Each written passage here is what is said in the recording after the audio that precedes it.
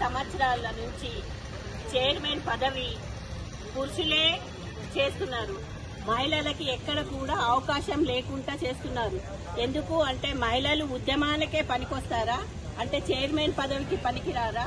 ఇంత మట్టికి చైర్మన్ ఇన్ని రోజులు పురుషులు ఉండి ఎక్కడైనా ఒక మహిళకి ఆపద వచ్చిందంటే ఆదుకున్న చైర్మన్ ని గుర్తించి చెప్పాలి. ఎందుకంటే ఆ మహిళల గురించి ఏదైనా వచ్చినా కానీ ఊసెత్తి ఈ రోజు దాకా మాట్లాడిన చైర్మన్ ఎవరు కూడా లేరు. కాబట్టి మహిళలని గుర్తించి ఖచ్చితంగా మహిళలు ఏమి చేస్తారు ఏమి చెయ్యరో వాళ్ళకి గుర్తింపు ఉన్నది. కాబట్టి అట్లాంటి మహిళలని అనగతొక్కి ఈ రోజు పురుషులే అనుభవిస్తున్నారు. కాబట్టి మహిళలకి చైర్మన్ పోస్టు ఖచ్చితంగా కావాలి. ఒకవేళ మహిళలకి చైర్మన్ పోస్టు ఇవ్వకపోతే ఎక్కడి దాకైనా మేము ఉద్యమాన్ని చేయడానికి సిద్ధంగా ఉన్నాము. ఎందుకు అంటే 30 సంవత్సరాల నుంచి చూస్తున్నాము.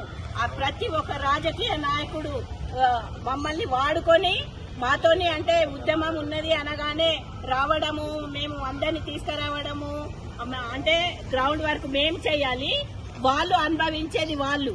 కాబట్టి ఈ రోజు దాకా పురుషులు చేసిండ్రు చాలు. ఇక ఈ 5 సంవత్సరాలన్నా మహిళలకు ఇచ్చిన తర్వాత చూసుకోండి మహిళలు ఏమి చేస్తారు.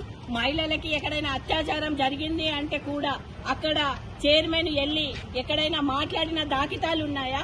చైర్మన్ పదవి ఒక పెన్షన్ విషయం వచ్చి ఇన్ని రోజులు పెన్షన్ గురించి కూడా ఉద్యమం చేస్తుంటే ఆ చైర్మన్ వికలాంగులుండి వికలాంగులకి నిజంగా ఈ రోజు మనము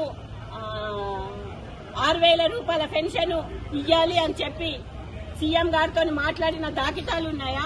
అట్లాంటి చైర్మన్లు ఉండేందుకు లేకపోవడం ఎందుకు?